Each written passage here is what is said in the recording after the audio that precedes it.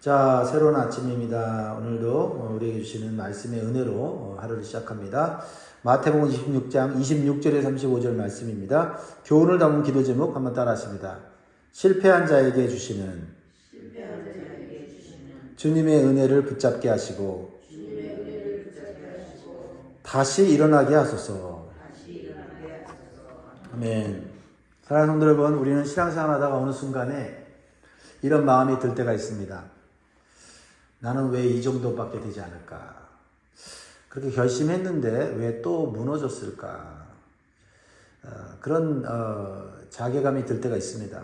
분명히 더 잘해보려고 새해를 시작했는데 어느 순간 결단이 약해지고 마음은 식어지고 하나님보다 힘든 현실이 더 크게 느껴지는 내 모습을 보게 됩니다.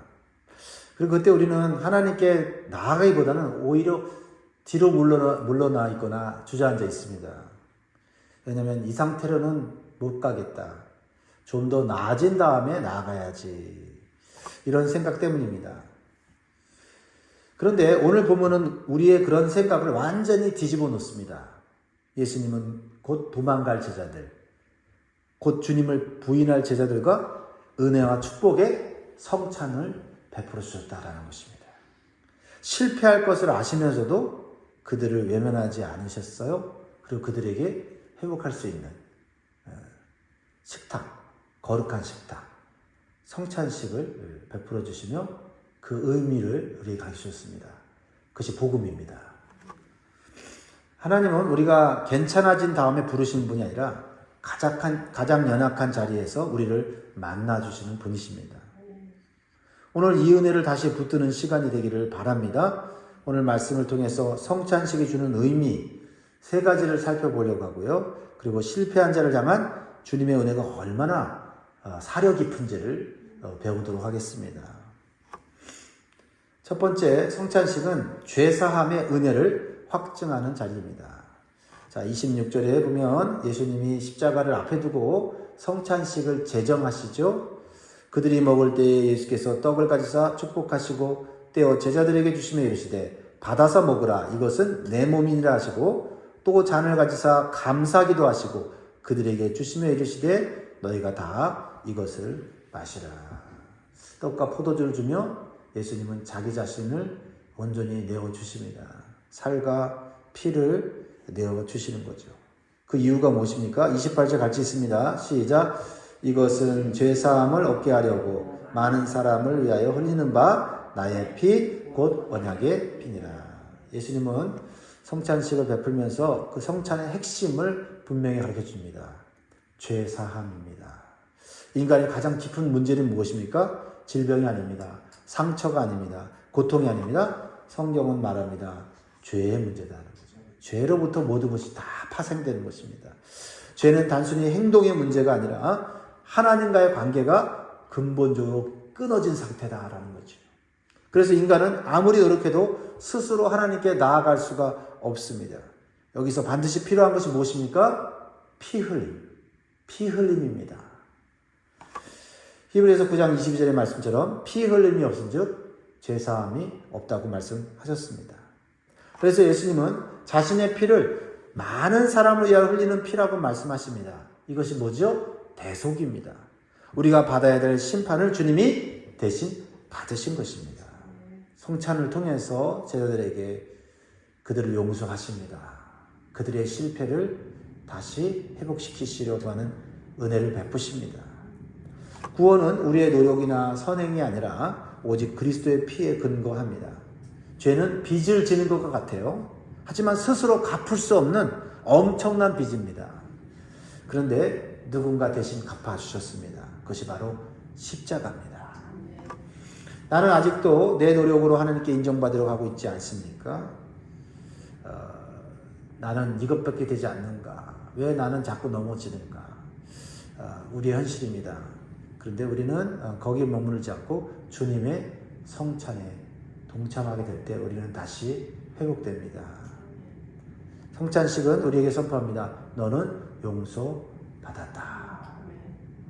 그러면 더 이상 정죄감에 머물지 마십시오. 죄책감에 누리지 마십시오. 하나님 앞에 믿음으로 다시 나아가면 됩니다. 그리고 예수님의 피를 단단히 붙잡으십시오.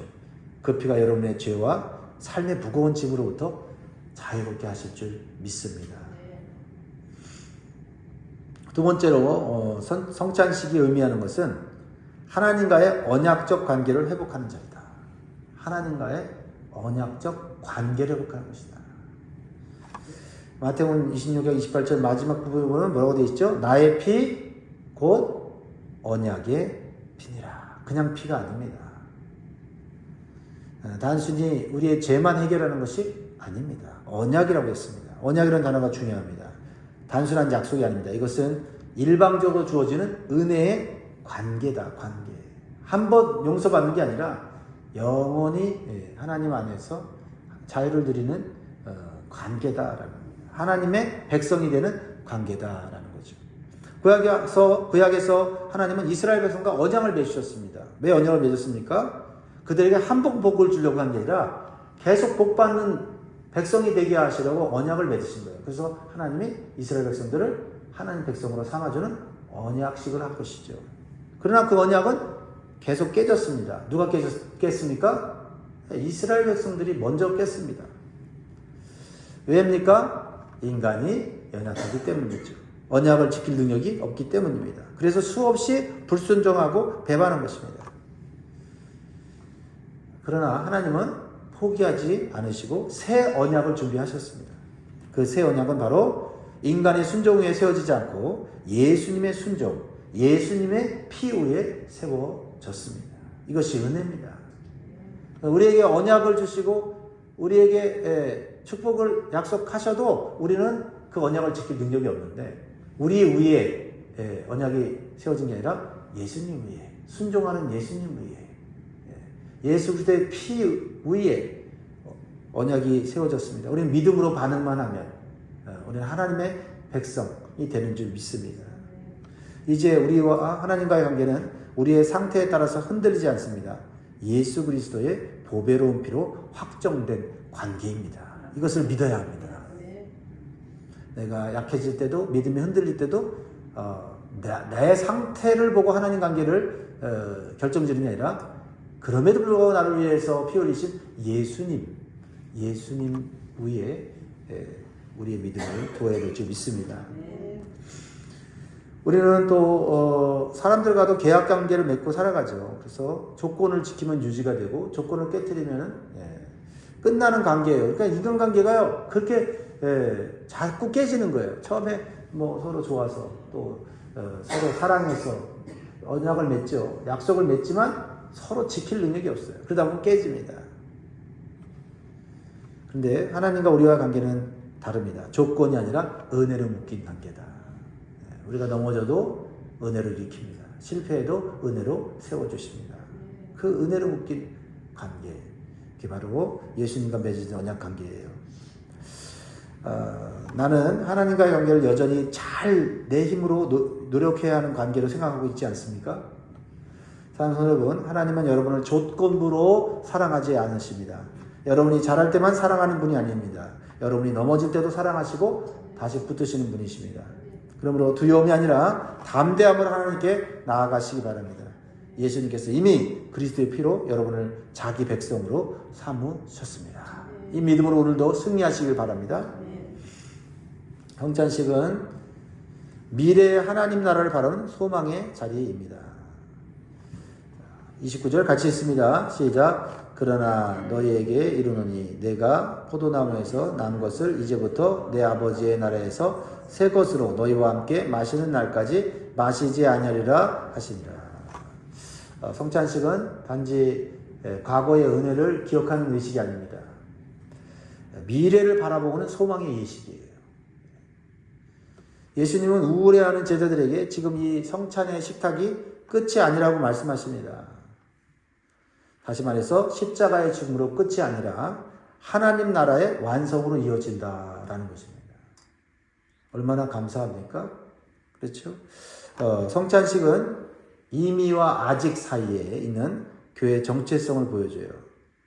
이미 우리는 구원받았지만 아직 하나님 나라가 완성될 것을 기다리는 존재다라는 거죠. 이 성찬식이 그것을 바라보게 하는 거죠. 예수 믿고 구원 받았는데 나는 아직도 이 힘든 세상 속에서 살아가고 있으므로 때때로는 낙심되고 또 세상의 불의와 부조리를 볼 때 우리는 모순된 그런 삶 속에서 힘들어하지 않습니까? 그런데 우리는 뭐예요? 하나님 나라를 바라보는 하나님 나라의 완성을 소망하는 자다라는 것입니다.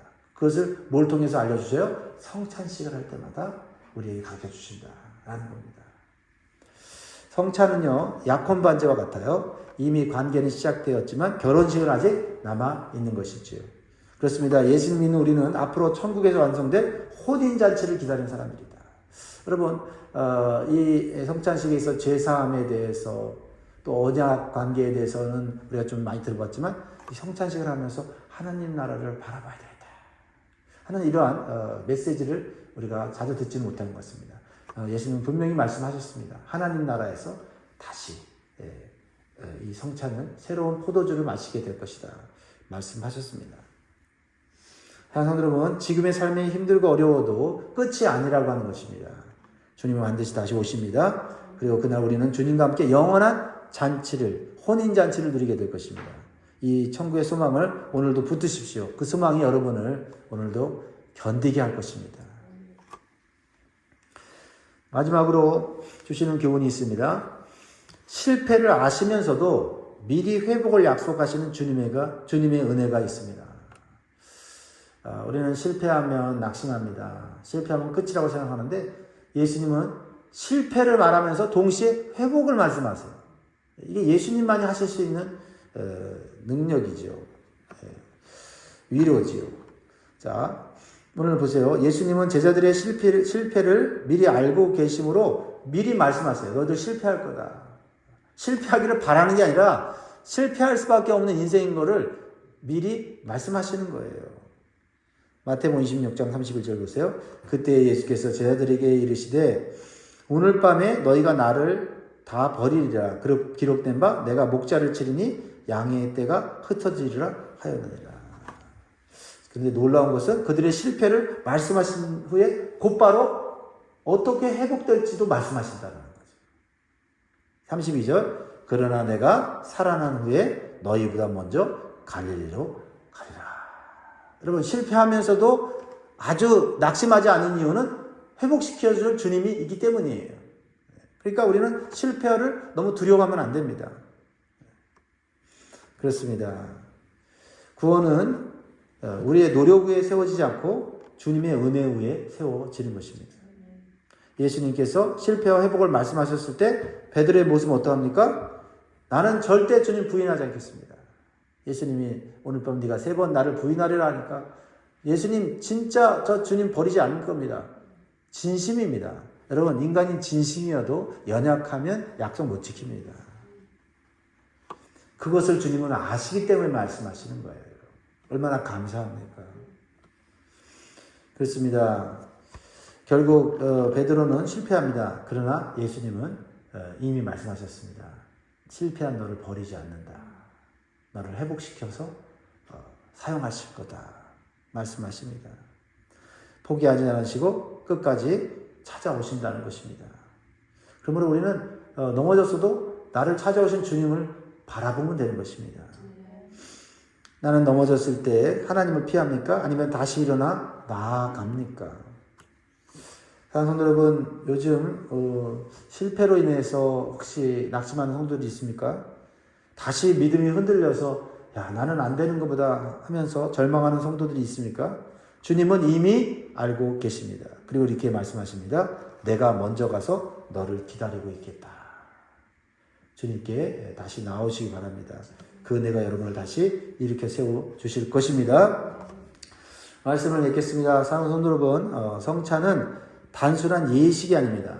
그 안에는 죄사함의 은혜가 있고 언약의 사랑이 있고 미래의 소망이 담겨져 있습니다. 이번에 성찬식에 참여할 때 이 성찬의 3가지 의미를 알고 참여함으로써 다시 회복시키시는 주님의 은혜를 경험하기를 바랍니다.